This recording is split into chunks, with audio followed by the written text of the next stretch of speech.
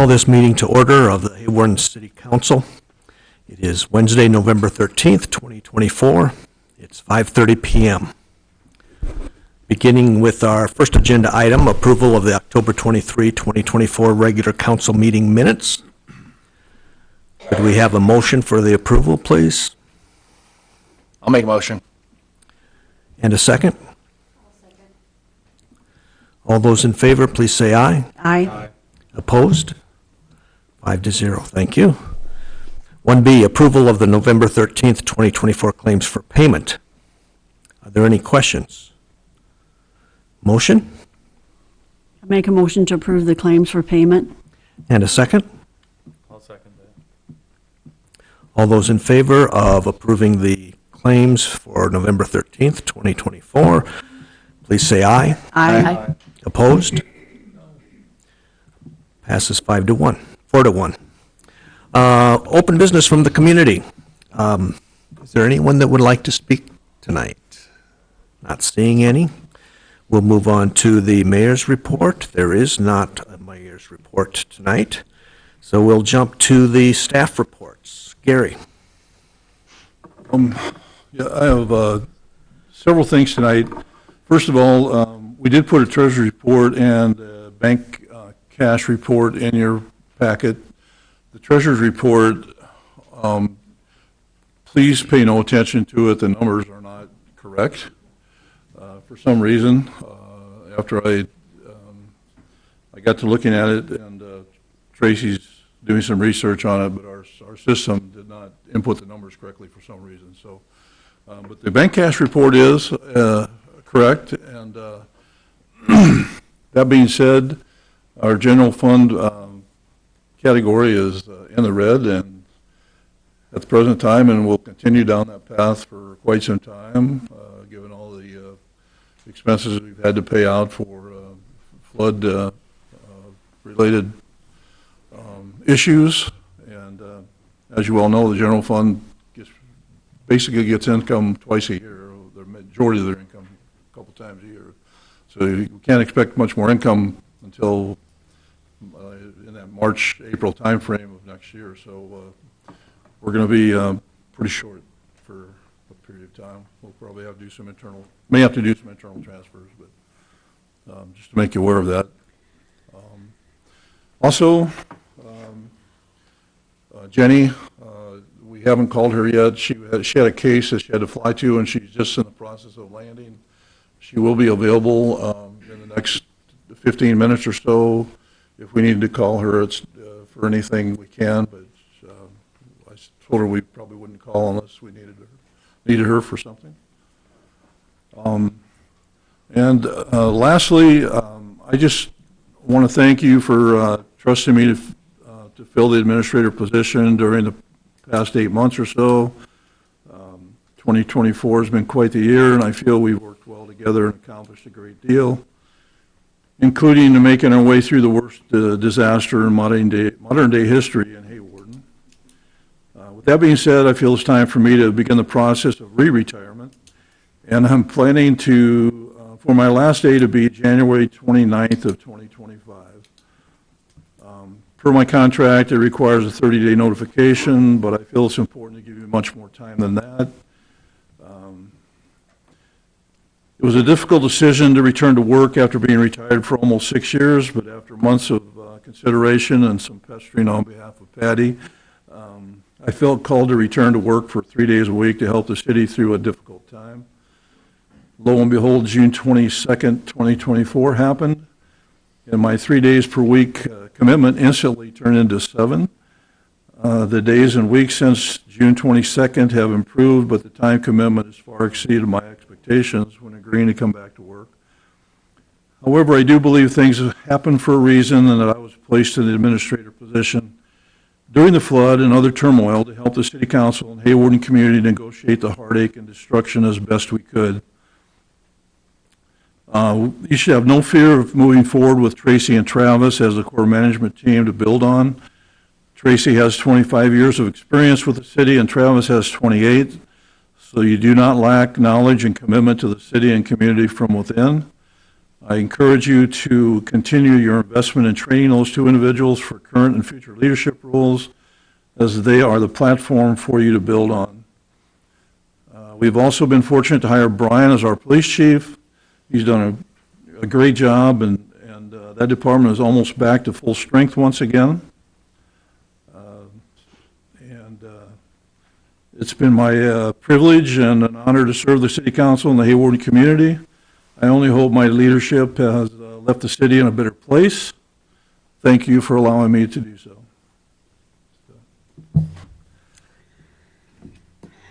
Well, I have Thank to- you, Gary. Yeah. Yeah, you did a Thank good you job, Gary. very much. I'm grateful you came to help us, not knowing we were going to have a significant disaster, a flood. Just because you've got the background and knowledge and you could just come in easily and keep it moving. And then granted, we had our flood and we all know what how much that has taken, and I'm sure you didn't expect something like that, but No, but I'm glad I was here. hate to see you go. I know.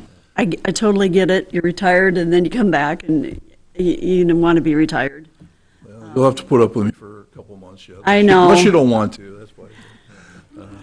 Otherwise, I'll be here till the end of January. We do appreciate all You've done that a you've great done. job. That's- Yeah. The whole ordeal, and I appreciate that, stepping in during this time. Thank you. Okay, And we know Travis and Tracy are going to be, they're solid. And I'm so thankful for Brian being here. Things have just calmed down in the police department and he's just running the show and it's going great. I hate to see you go but we did know that you were going to leave sometime. It Someday. just seems like all of a sudden it's here and, it's just the way it is. My motorcycle is calling me again. Oh, I'm sure it is. not in January, though. Why January? Why don't you wait till March? I'm headed to Texas in February or March on it. Oh, that's why you're going to go to. I don't blame you. Okay, we'll move on to Tracy. We have some reports that are coming due here December 1st. You can see they are on the agenda. We do have some changes with those, as I have two of them that are not completed. I was in training yesterday in Spencer working with, it's budget time, so I'm just letting you know we're going to be moving into that timeframe, and you'll be getting some more information on that. But if there's any questions as we go through, just let me know. But other than that, that's all I have right now. Thank you. Travis? We finished all our site inspections with FEMA to go over all our public assistance. All the visits went well. During the process, we had included the Dry Creek levee. The sheet piling had some damage and under the bridge. So we had that on our PA assistance. And we also, I was reaching out to the Army Corps to see if they would help us with the rehabilitation assistance. There's a program that they do as well. Just found out recently that the Army Corps is going to take on that project and fix the damage that was done during the flood. Oh, wow. The good news is that's 100% taken care of through the Army Corps. On the other side, if it would have went through the public assistance program, then it would have been the 85-15 split. So that was good news. And that work be slated to be done sometime in 2025. More information will come. Now they're in the engineering phase, and then they'll bid contractor to do that work after the engineering's done. So I'll just keep everybody up to date as I get information on that. That's great that they're willing to do that. It's one last thing. Yep. Thank you, Travis. Chief DePriest? I just wanted to let the council know that our Chevy Silverado pickup's been down since October 7th, which we've learned is related to the flood. It had some flood-related damage to the transmission, so we're going to be waiting on that transmission. I just spoke to them today, and they're hoping it's here by December, so a little more wait to go. Also, as Gary alluded to, I have offered a candidate for one of our full-time spots, an offer, and they've accepted, so we're looking at a start date of December 2nd. So that's good news. Good news, yes, it is. Excellent. Thank you. Carol is not with us tonight. Jenny is not with us tonight. So we'll move on to council comments. Does anyone have a comment from the council? If not, we'll move on to other agenda items. Number 3, city involvement with the housing buyout program. With that, we have a couple of visitors on screen tonight. Terry and Renee are with us from the Department of Homeland Security, and they're the experts in the housing buyout program, and they are here to join so that if you have questions, any questions regarding that program or how it impacts the city, they're the folks that can answer the questions. We probably can, but we'd get about half of them wrong. So we know that they're right when these guys speak. So we appreciate you guys taking the time tonight to join us. And I'll open it up to the discussion and council. And, Travis, you want to maybe talk a little bit about the program and We can do a quick overview. So the program is 100% voluntary. The homeowner and the city has to both want to do the program. And the number of homeowners that want to do the program, want more information about the program, it just changes every day until we make a decision if we're going to want to go forward or not. So the program, why it's there is to take that home out of the flood zone and can never be built there again, so there's no risk anymore to the homeowner or the city or, anyone that house is going to be affected by the flood ever again. Can anything be built there, though? Not just the structure, but can anything be put there? A parking Dog lot, park, a park, a basketball court? no fences. Okay. That might be a better question. I can touch on that real quick if you want. When we deed restrict property as part of the program or part of the buyout, you actually will establish open space, what they consider open space in perpetuity. Beyond that, yes, you can actually place things or items on those lots, like a park or an open-ended gazebo or myriad of different ideas that could potentially be out there that would be allowable within the floodplain. So it would have to be certified that it wouldn't affect the floodplain in any way. It would essentially have to be approved by FEMA for any deviation that might be had to those to the open space regulation. We've seen community gardens put in. We've seen parks put in. We're working with the community right now for a potential volleyball, sand volleyball court, things like that. We've seen RV parks go into these things before. So when we say that nothing can be done with it, that's the extreme. Beyond that, it's there is a potential of the land being usable in its own right. So then as the process proceeds, we'd have to do get an appraiser to appraise the property. They would get fair market value prior to the flood. And then there's other costs involved as well. There's miscellaneous for the transaction of the sale of the property, demolition, and with that, the age of the home, a lot of them are going to have mitigation for lead paint and asbestos. So those are other costs.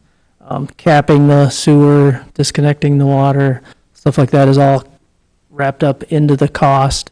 So at the end, you end up with a total for that property, and then it's 75% FEMA, 10% state, 15% city cost. That's what I was just going to ask, what the city's portion would be. 15%. And there are some, So, yeah, there's a couple ways to look at that as well. We've got two pots of money that we're dealing with right now. Excuse me. We've got a NFIP policy component pot of money called Swift Current. So so essentially, in order to use that money, the state received an allocation of $20 million because of the level of damage that occurred from these disasters. It is 100% NFIP component. So what that essentially means is any property that we utilize this money for must A, have a NFIP policy, current NFIP policy, B, be located in the special flood hazard area, which the vast majority of them are, especially if they have flood insurance, and C, have a value of under $775,000. There are components to it for severe repetitive loss properties and repetitive loss properties. We don't necessarily have to worry about that too much in the case of Hawarden, because the third component to that is a property that has NFIP insurance, is considered substantially damaged, and is located in an area that has a social vulnerability index of greater than 50%, identified through CDC. Well, that's a lot to say, but I will tell you, at the end of the day, I just pulled up your SBI rating, and you guys are well over the 50%. So because of that, for the properties that meet that criteria of NFIP insured, located in a special flood hazard area and substantially damaged, there is no local match. It is 90% federal, it is 10% state for those properties. And that is all the cost incurred. So that is the appraisals, the admin, the amount to purchase the property, the asbestos testing, abating, demolition, replacement housing benefit, all of that stuff. That will be rolled up into that grant for those properties. So that's the one pot of money that we're working with. The second pot of money that we're working with is the Hazard Mitigation Grants Program, or as I will call it, the HMGP, because we live with a lot of acronyms. So you'll love all the acronyms I'm throwing out. But the HMGP pot of money is essentially our tried and true program that whenever we have a federally declared disaster, we are allocated money based on the level of funding that is available under public assistance. So we get a percentage of that, or a percentage, we get an amount that's based on the percentage of the public assistance. Now, that program functions the same way as the Swift Current that I just explained. However, there's two main differences. Number one, there does not have to be an NFIP component as part of that program. So the properties do not have to have NFIP insurance as part of the, to be allocated towards the Hazard Mitigation Grants Program. They do have to be located in the special flood hazard area, and they do have to be under $775,000 in order to not need a benefit cost analysis run on the properties. Why I say that is because if we have to run a benefit cost analysis on properties, especially ones that are located out in the floodplain, they rarely ever become cost effective. So that's kind of your easy way into the program for those properties itself. Now, the component that's different than the Swift Current is the percentage is that 75, 10, 15. So 75% paid for by the federal, 10% paid for by the state, 15% paid for by the locals. And again, that's all in. That's admin, excuse me, not admin. That is pre-award. So your appraisals, your purchase of the amount of the property, legal closing, any replacement housing benefits that are offered to the homeowners, demolition costs, all of that stuff. There will be that 15% local match on that.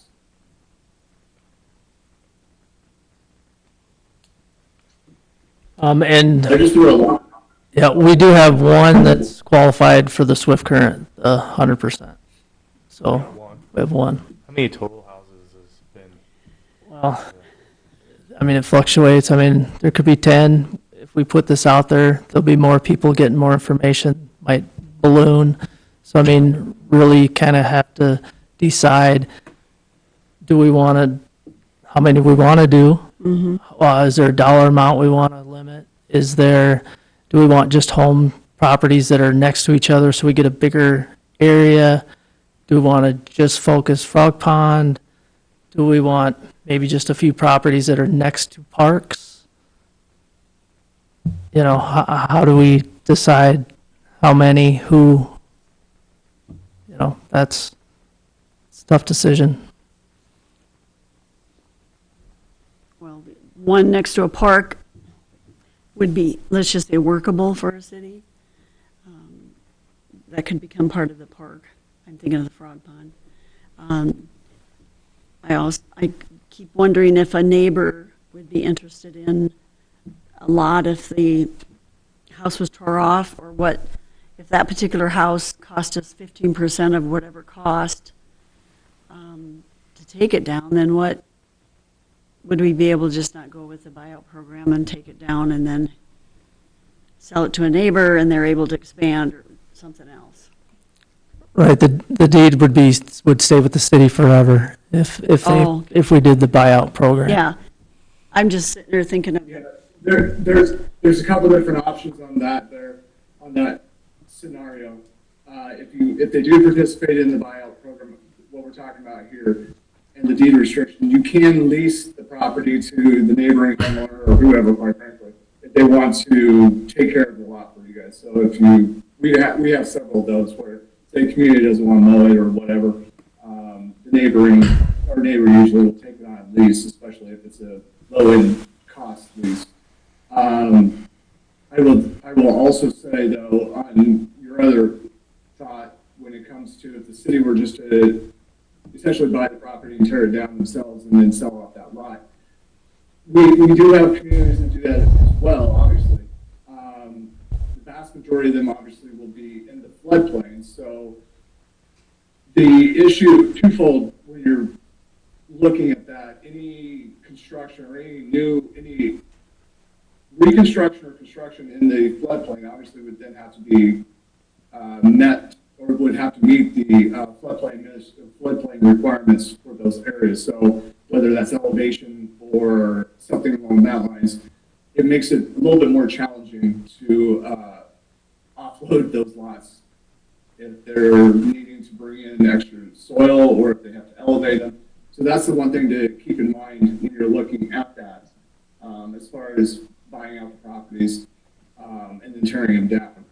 Now, the alternative to what we've heard, and this is just some of the things that we've talked with, candidly with many of communities over the course of, my 16 years.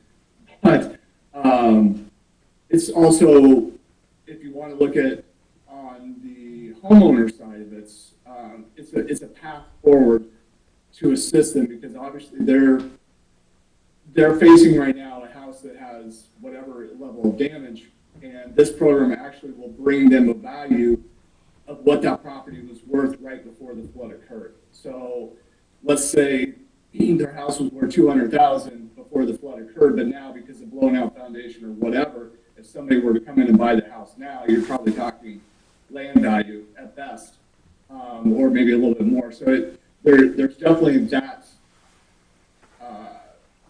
conversation, I think, that can be had as far as where and what kind of decisions are being made for both the city and for your residents as well that have been affected. Terry, I think you mentioned before there's possibly a grant coming out that would cover part of the 15% city match. Yeah. So there's any funds that are not federal can be used as the local match component for a program like this. And there is one fund that has been used in the past for larger disasters, and that's Community Development Block Grant disaster funds. That was used in 2008, 2010, 2011, and 2019. I believe are the last ones that were used. So there was talk that those possibly could come around again. That is administered by Iowa Economic Development Authority, so not us. So we have no purview exactly when that's, or if that will ever come. The talk is it would have to get through Congress first, and we all know how long that seemingly takes for any amount of conversation, especially with the election and some of the turnover happening in Congress at the federal level. So if that money does, though, come about, that is the only, it is a HUD, it's HUD funding is what it is. That is the only funding that loses its federal identity when it hits the state coffers. So once it gets into IEDA's hands or coffers, it loses its federal identity. So it can be used as a match component, and it has been in the past for projects like this, whether it's, you know, a myriad of different mitigation projects and or public assistance programs. But one of the key areas that they look at is for acquisition, obviously, because that's the number one mitigation activity that we can possibly do in events of this magnitude. So yeah, that's one way to do it. I've said this in a few other town halls and public meetings that we've had. There's always talks at the state level too. So I always recommend, you know, continuing your talks with your local representatives, because you never know what can come out of the state coffers to assist with locals that have been impacted by this overall event. So as long as those, or if those funds were to ever come about, whatever that fund might be, that would be a potential area to take a look at. So This is Gary. Did you also say in our earlier discussions that the homeowners could be asked to pay that 15%? Is that a possibility or not? Or is that a no? so hoping you didn't remember I said that. Yes. No, it's true. It's one of those things where I try not to bring it up too often because it makes things a little difficult and a little challenging, but it is something that we've worked through before. It has happened. So there is, essentially what we do is this. The city, going into the grant application, going into the grant, the city will certify that they're willing to pay the 15%, willing and able to pay the 15% of whatever the overall grant is. Then the city can establish how they get that 15%. And one of the avenues that you can do that, and some communities have done in the past, is actually place that 15% back onto the homeowner. And whatever that 15% looks like, whether it's 15% of the overall cost or just 15% of the acquisition, or communities do it several different ways.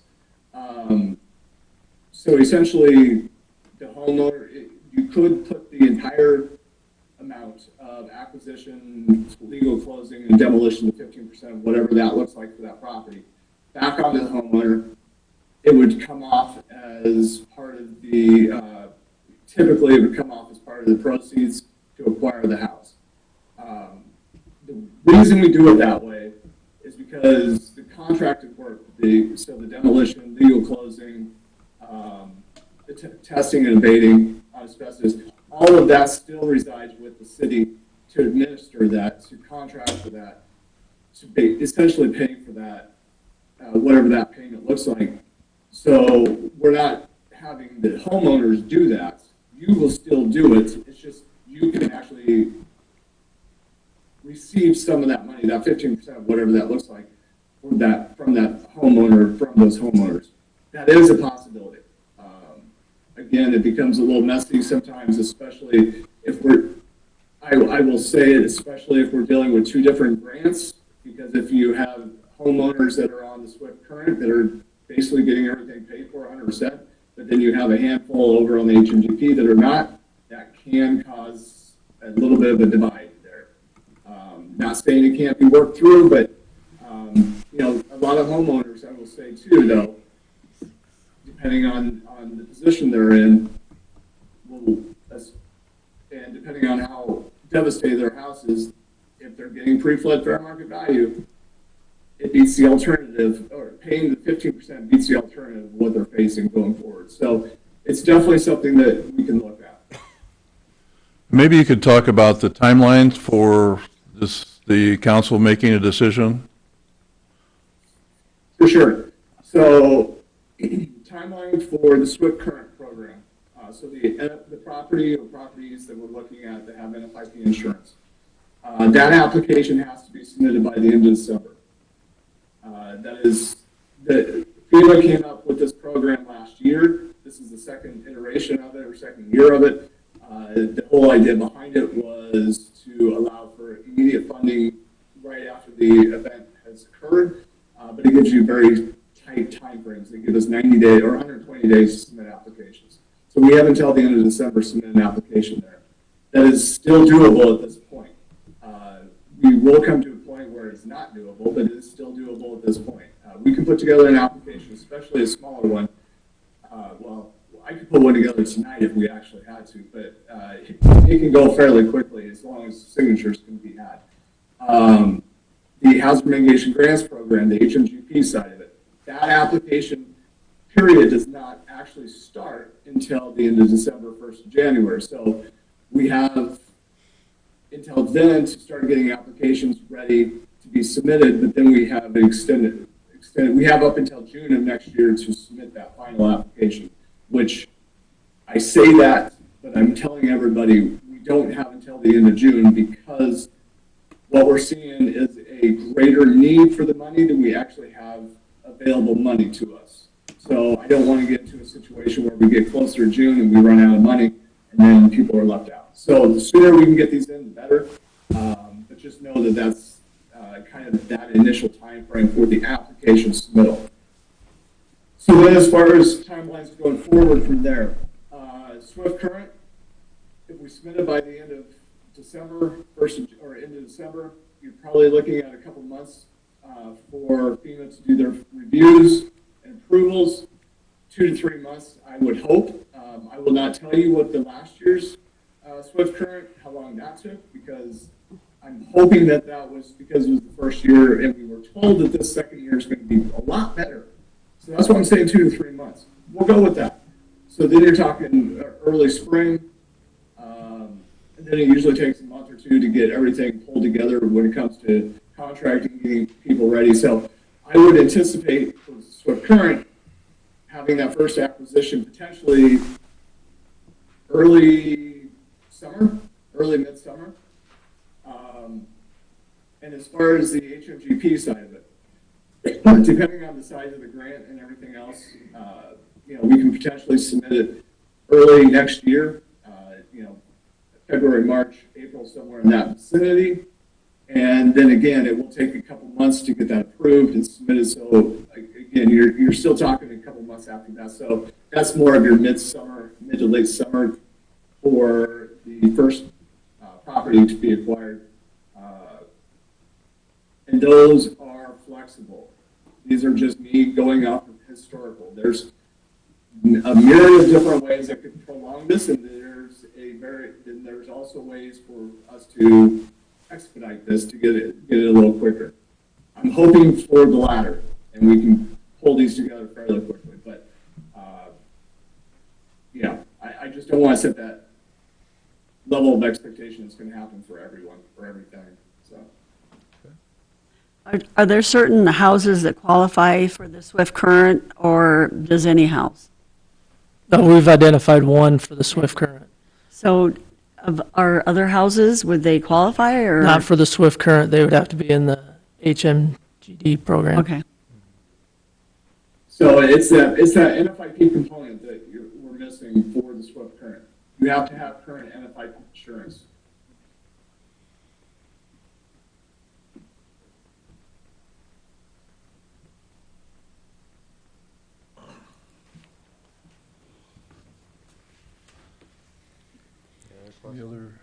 And you do have a number of properties that have NFIP insurance in your community, but out of the initial list that was provided to us, there was only one out of that was indicated as having NFIP insurance. So I would be remiss to tell you that it's just the one that would be eligible out of your entire community. In reality, you have a number that have current NFIP insurance. It's just not what was included with the original property list that was submitted to us. So that's what we're going off of, because we put out that ask of give us your laundry list or your wish list of potential properties to include on acquisition. And out of that, we came away with the one that has NFIP insurance.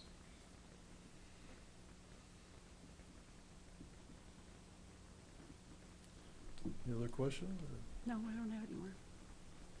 Anything else?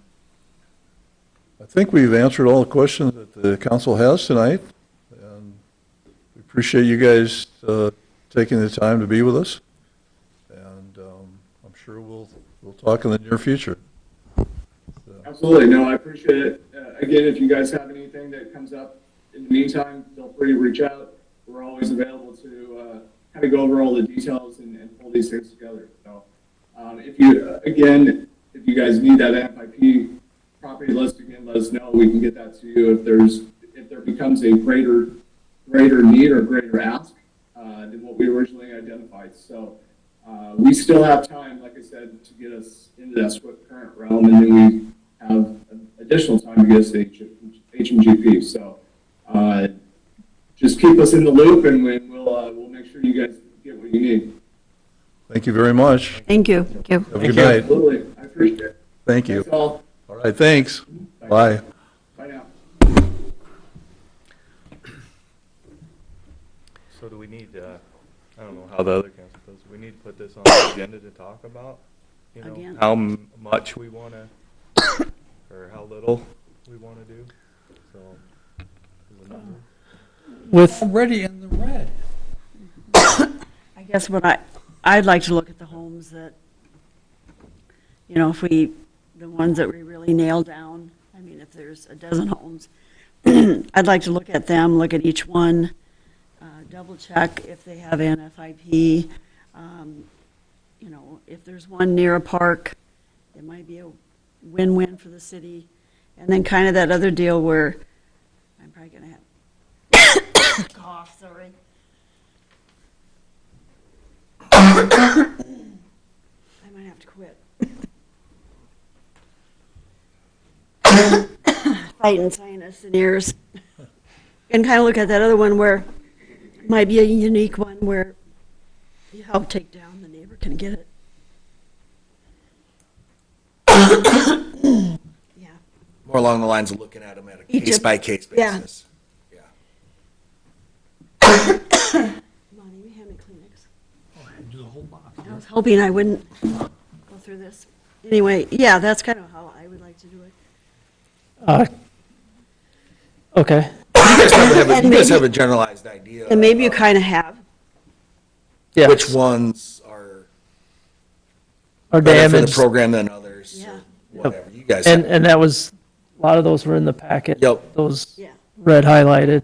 And then in the Excel, yeah, the bottom one in green, that was the one that was identified with the insurance.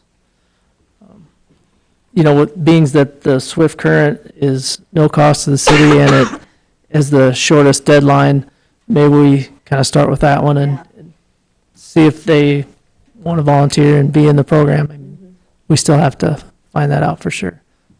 So we'll try and lock that down.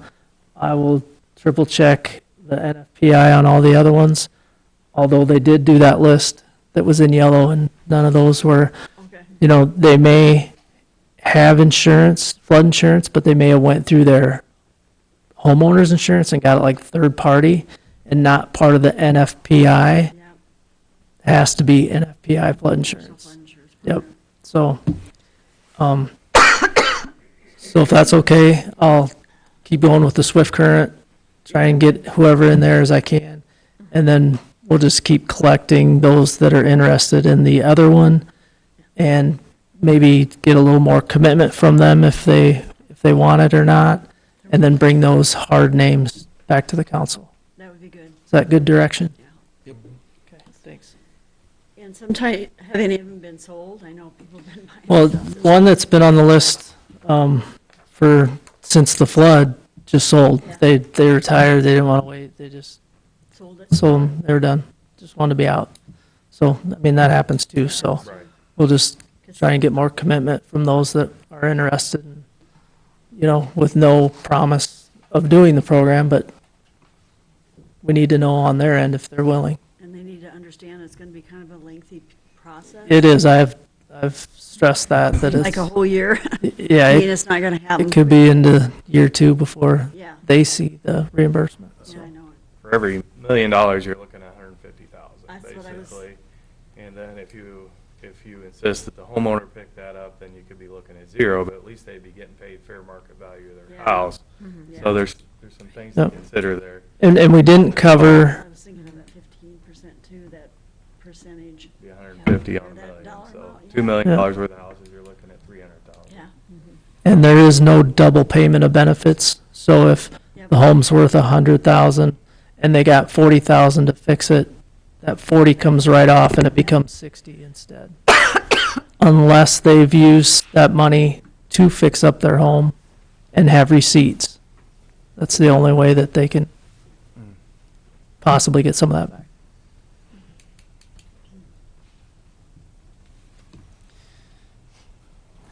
Okay. I'm sure we'll continue that in upcoming meetings. We'll move on for now to item number 4, approval of RFP for auditor services. We talked about this ahead of the agenda in the last meeting, and we now formally would like to get it approved so that we can, we've got the packets ready to send out to auditors tomorrow if you so approve, and we can start collecting RFPs, hopefully from others. I'll second it.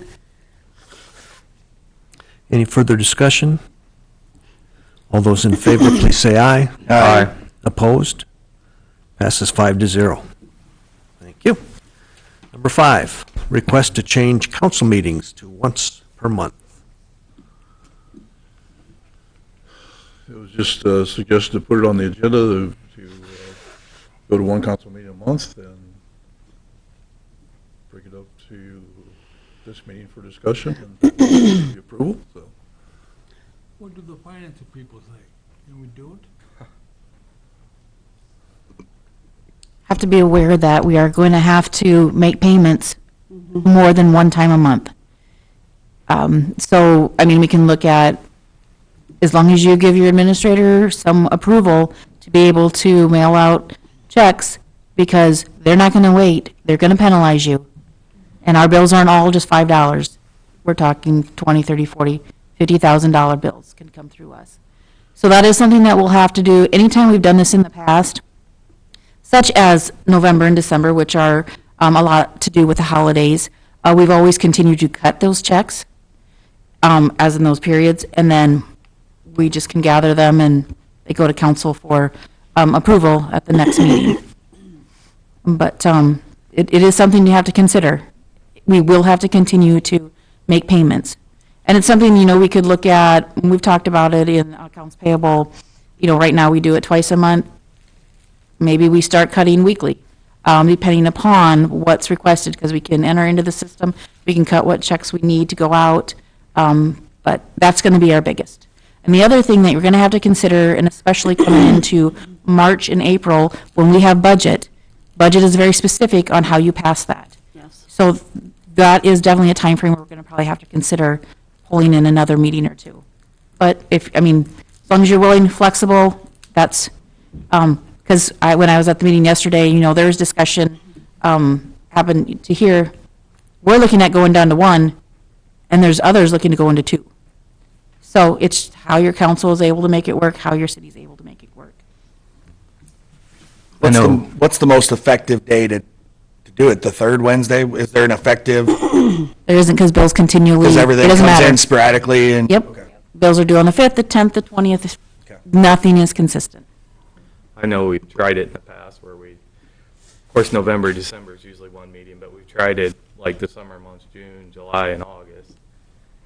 But it seems to me like we've always had to call a special meeting to approve something to get it done. So as long as you guys are willing to come out and do that, we'll make sure you set the second meeting aside for in case that happens.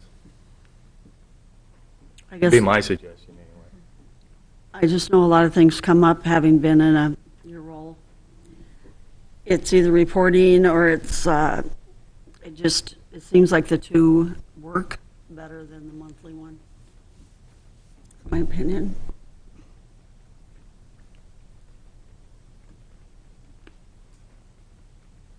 I guess I don't see the need to change it to once a month. It's just my opinion. Any further discussion? Is there a motion?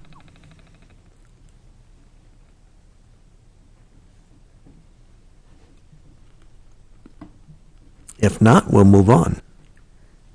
Item 6. We will have a public hearing on vacating an alley. At this time, do you want to have anything to say before we go into the hearing? Yes. Okay.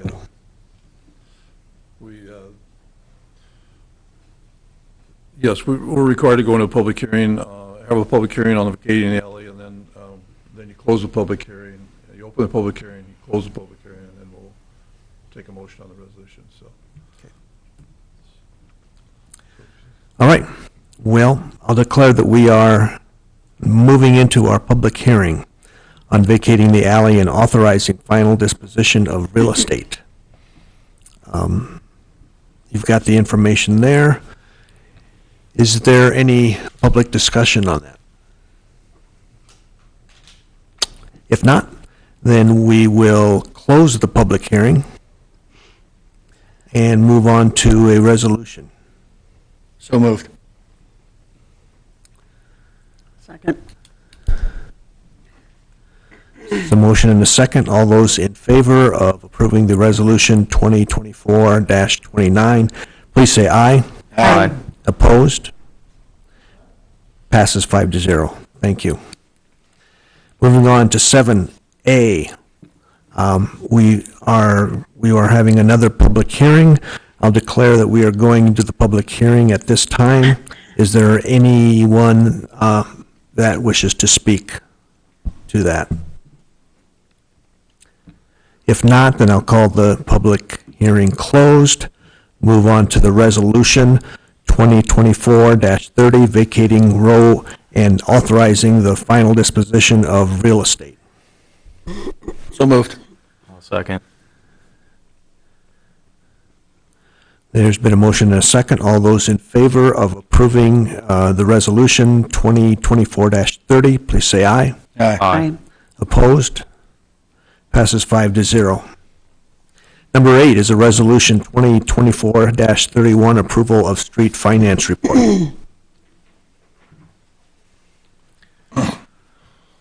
So moved. Second. There's been a motion and a second. Any discussion?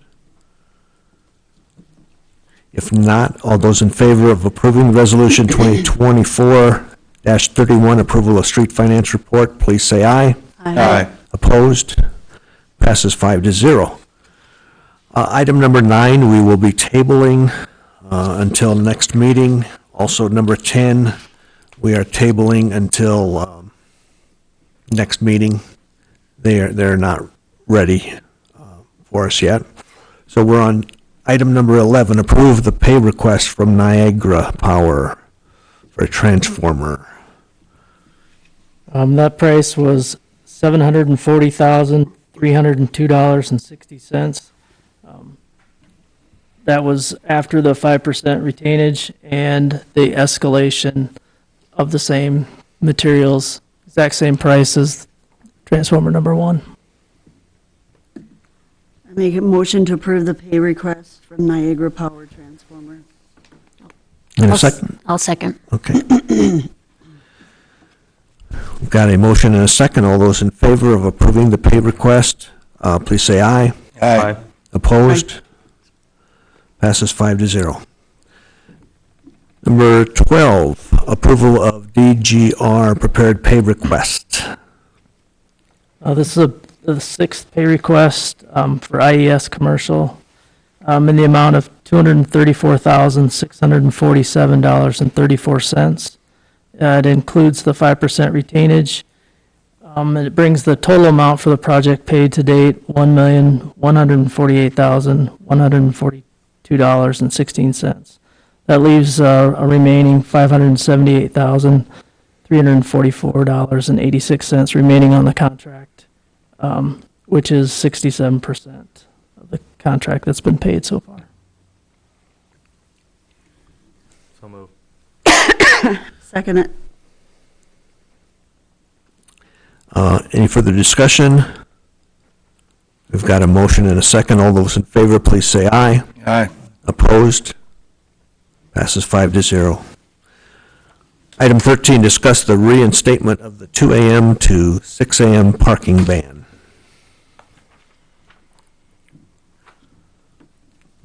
Do we have some background information on that?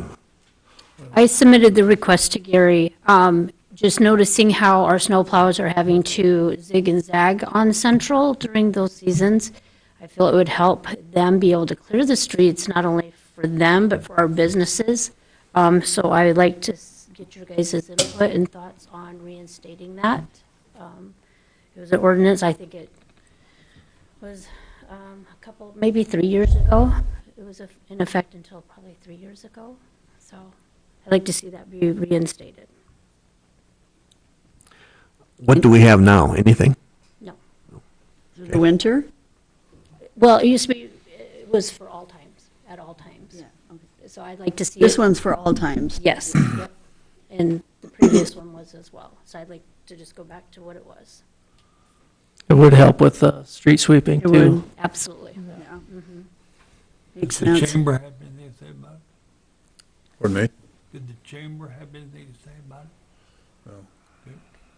I don't know. There's an awful lot of people that live downtown now. Yeah, that's what I was That's wondering. my only concern. All the side streets are full and snow Really? removal is still a thing. I mean, there's a lot of people that live downtown. I don't, the parking ban is fine, but I don't want it to be year round. Like from November to March when it snows. That's what I'd be more concerned about because there's a lot of people that live down there. God, it used to always be that way, I know. And we didn't have, we didn't always have the amount of people that There's live. more apartments in some of those. Yep. places than there used to be. There's way more apartments than there was 5, 6 years ago. So, I mean, that'd be my only concern about, where are people going to park? So, there's no parking behind the buildings anymore to speak of. That's not business owner parking. So all the side streets are going to be full too because all those cars got to go somewhere. They used to always park on those side streets, didn't they? Yeah, I'm not saying that. I'm not saying that there's an issue with that. I'm just saying that that's, Uh-huh. I'd rather have it be during the winter time rather than year round. On our other streets, we have a parking ban whenever it snows. Is that, Correct. Yeah. that would be another option, that they would have to move their cars on whenever I it think snows. Well, they should. they already do Yeah. this the way it is now. Yeah, Okay, so that would still, that counts. Yeah. yeah. Okay.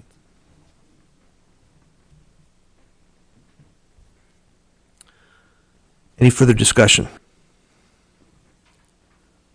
Is there a motion? I motion to reinstate from 2 to 6 year-round on Central from 7th Street to 10th Street. Okay, is there a second? Yep.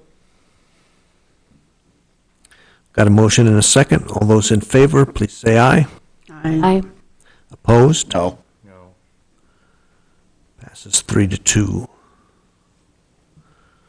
Moving on. 14, staffing discussions and possible action.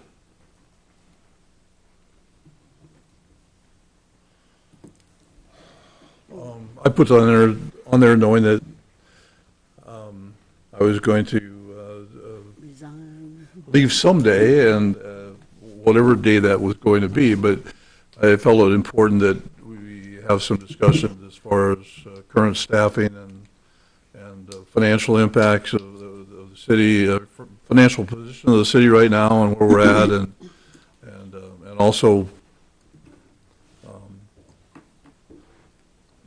filling my position and whether, Should.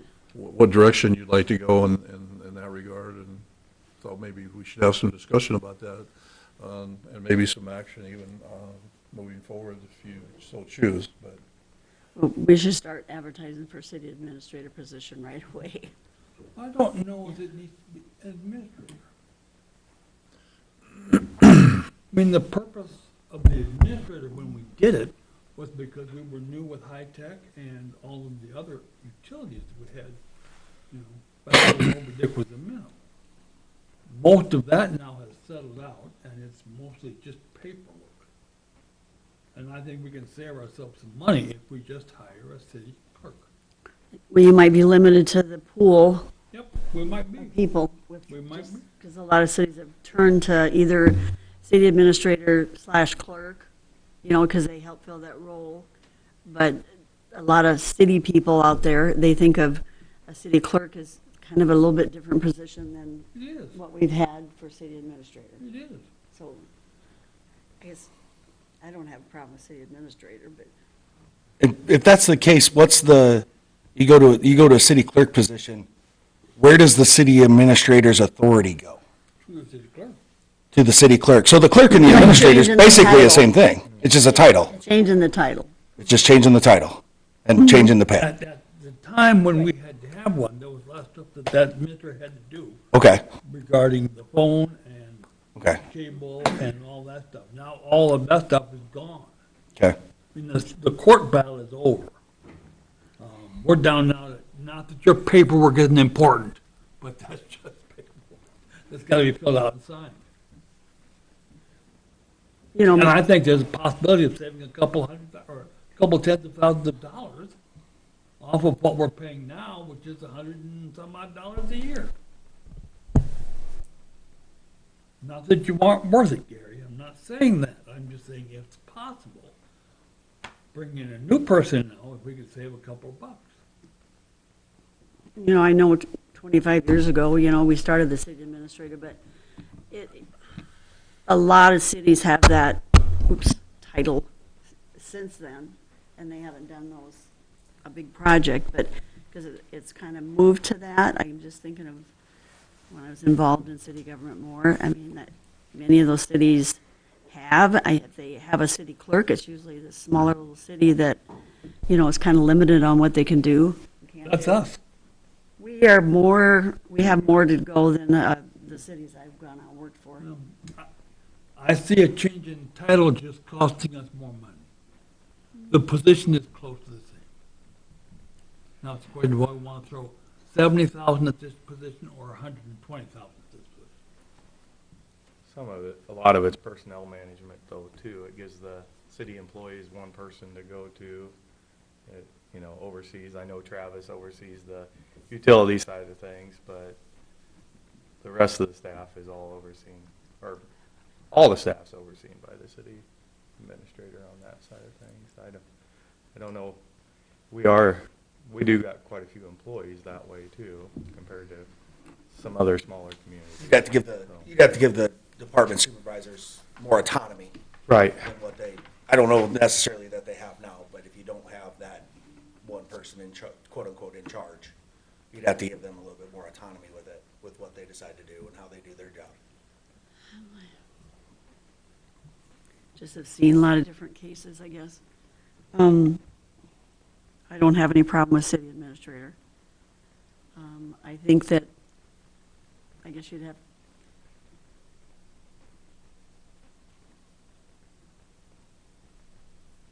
I guess I'd like to leave it the same. That's just my opinion. Me too. I'm with Patty on that one too. I think Hawarden's got a lot going for it, and I'd like to see that continue. And I think I'm just, without that position, it's a lot different. there's a lot they can kind of do on the side with their job. A lot fell on Gary too. I mean, Yeah. and it would have been whoever else was here at the time during the flood. So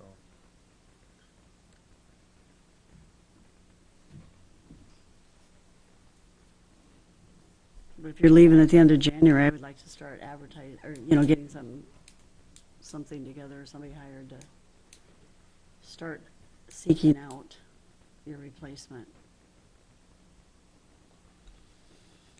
We have somebody hired. Hmm? I said, we have somebody hired. To replace Gary? Yeah. Jacob was the interim, I know. So, Right. We have to give him, well, his contract expired, so we don't have to, he has to go back, legally, he has to go back to the Agent. finance director position or the equivalent at the same pay. Yes. Well, we don't have an equivalent, per se. So that's something we have to But plan at the on. time he left, he was getting significantly more money. Correct. But it was he would have to go with finance director salary, I would think, because he just filled in for the administrator, which I just don't think Jacob can, well, I don't even want to talk about his name. I think we need to start advertising. I said we advertise and let him apply for the job, just like He with applied. anybody else. So, and if that doesn't work, then we'll have to Figure. rely on other people to fill a void while we figure out a course of action. I'm just going to throw this out. You don't have to have any discussion about it or do what you want to. I'm leaving anyway, so.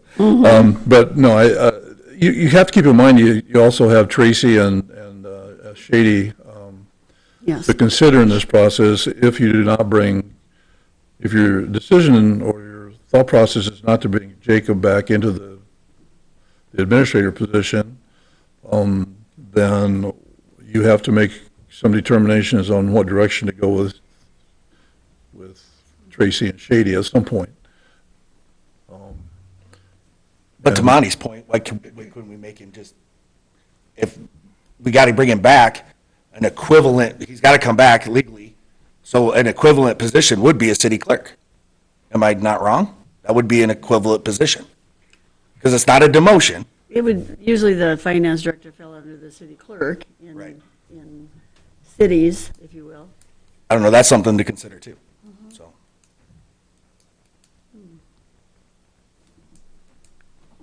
And I want to make sure when we're talking about this going forward, you mentioned one supervisor for all. I don't think that's how it is right now, because correct me if I'm wrong, you're Erica's supervisor? So before, when I was in there was 3 different supervisors for 3 different office staff. Try not to mention names. Yes, thank you. So, We couldn't go So, in closed session. I would- He says we're talking I know, but we public, say. so go ahead. so anyways, I'm just saying, if we are going forward, let's keep that in mind too, to make that adjustment. So it's one supervisor for everybody in that front office. that's just a leadership shuffle, that's not, It was promised before and didn't Right. deliver, so, just saying. right? How would we mandate that? Um, Sitting at the table here. What do you mean mandate? It would be the responsibility of the city Yeah. clerk / Right. city administrator. It'd be in their That would be something responsibility. I can No. do anything. No. But we couldn't do anything. No, that. It would fall under the umbrella of, That'd be their purview. I mean, the administrator is the overseas, so. But to her point, it wasn't the case. right, Oh, okay. Currently, I have 2 of the front office, okay, and Travis has 1. okay, Okay. thank you. Do they know Thanks. that? I would think, because, ones, I kind of get that.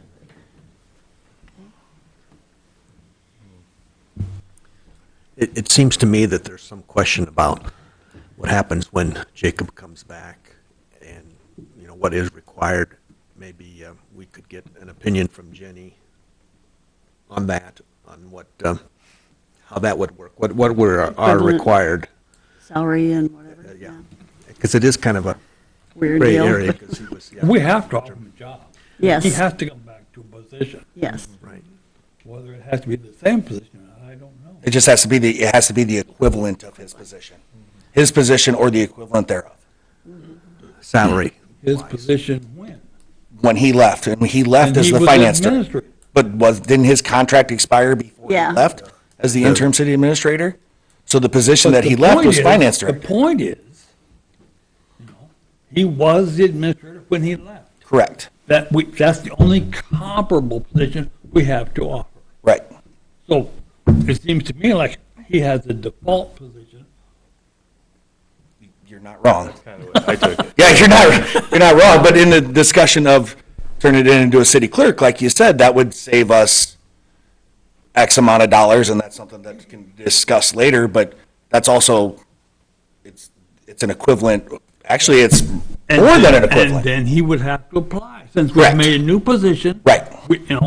We have a new position to fill, we have to hire for that, or advertise for that position. But if If we he, don't fill it, then we go back to the city administrator and. he's the default. Yeah. Okay, that's, you're right, that would make the most sense. Because if we have to advertise it, we don't fill it, then he goes back to default city administrator, and that's where we go from. Legally, that's not the position that he left, but that was the position that he was holding because his contract expired before he left.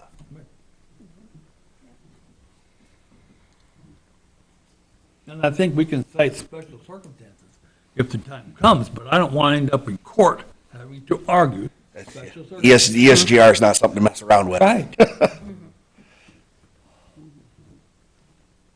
Do you think Jenny can help us clarify that? What's that? Can Jenny help us clarify that? Yeah. If she can't, then you'll find somebody who can. That might not be her specialty. Can't then I'm gonna fire her. Okay. So in the meantime, do you want me to do anything at all at this point, or do we just wait till we visit with Jenny and bring it to the next meeting and make progress, make a decision at that point, I would think that'd be. what to advertise for, or, December meeting would be soon enough. I would okay? Well, I'm willing to come back in 2 weeks if you want to. I don't care. I have to. We'll see what transpires, see what Jenny says, and go from there. That must be the majority, so go with that. The majority is kids can down the road. Yeah. We do that a Kick the lot can around down. here. I got that. Okay, let's move on to number 15, discussion. No, What? no, let's go back to staff for a minute, can we? Sure. I would like to talk about eliminating the development committee, the development commission, what's it called? Position, Economic. economic development position. Now, I think that's a waste of money. Development Committee, the committee itself, I don't know who's the committee. I would think that's a mistake. I looked at the dollar amount that, in the grant money we've brought in, and it's paid for that position every year that we've had But the it. money we have to pay in addition gets lost, gets conferred under the table, you know? I think that's She a com- she- huge mistake for the community and the city as a whole.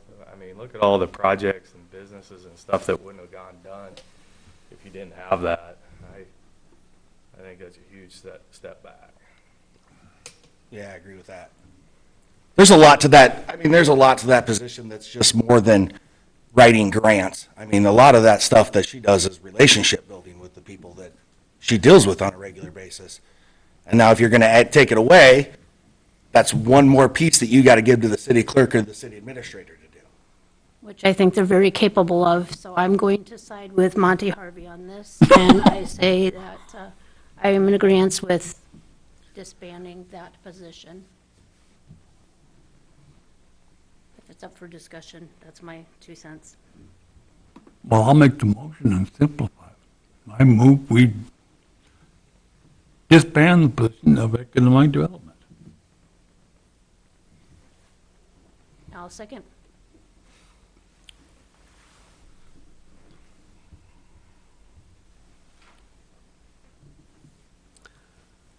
Is there further discussion? I think it's reckless and careless.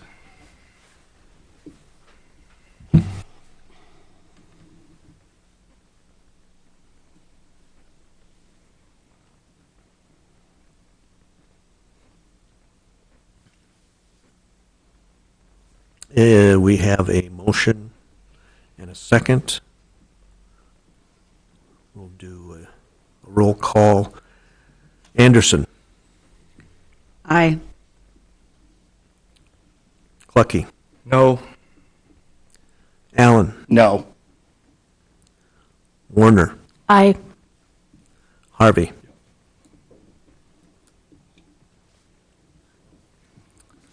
Okay. Moving on, number 15, discussion of flood-related items.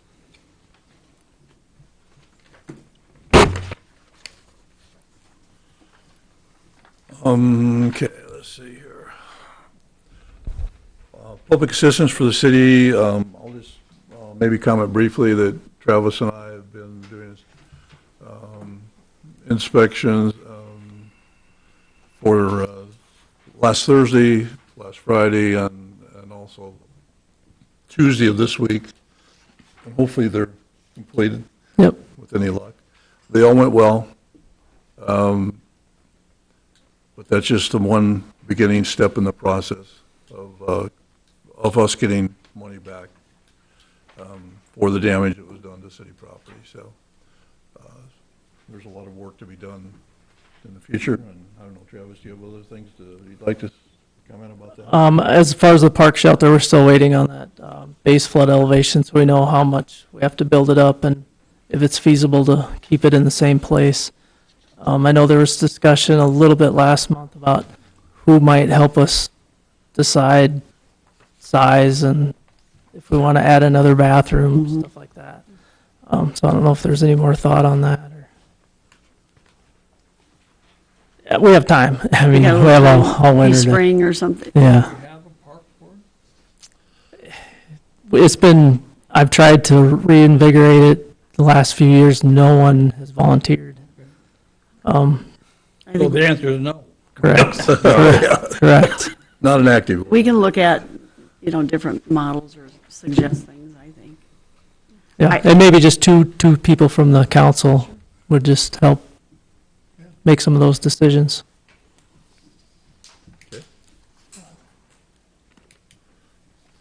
Update on donations committee. I don't have anything. I don't either. We're just waiting to meet in December for our last meeting to close it out. FEMA trailers. As you're well aware, there's 10 of them sitting on the hill. They all look nice. We did get some pictures sent to us late this afternoon from Pam with FEMA, the logistics coordinator for these things, and of the interiors so that people that are moving into them can see what they look like on the inside. They were curious as to how they're furnished, and so we did get some of that information late this afternoon, and if it wasn't so late, I'd show you the pictures, but if you want to see them, come to my office, or let me know and I'll email them out to you, but they do look nice. The guy's done a great job up there. We did have one complaint the night they were saw cutting the street because it was making some noise, but it was midnight, but when concrete needed to be cut, it needs to be cut, and it's not a negotiable not a negotiable item. So we apologize for the noise and for not letting them know what was going to happen, but beyond that, there was pretty much out of our control. But anyway, they're in place, and they should be they're hooking up utilities to them, and in the very near future, they should be occupied. So Does FEMA pay the utility bill? Yes. So we just bill it all to them? Yep. Electric and fuel, sewer and all that stuff is, Yep. them probably get. yeah. Okay, housing buyout. And we've already had that discussion tonight, so I don't think we have to talk anymore unless you have any other questions. So. And we don't have anything on the consent agenda, so I would take a motion to adjourn. I'll motion to adjourn. Second it. All those in favor, please say aye. Aye. Aye. Opposed? Barry being having out the door by now. Passes 5-0. We are adjourned.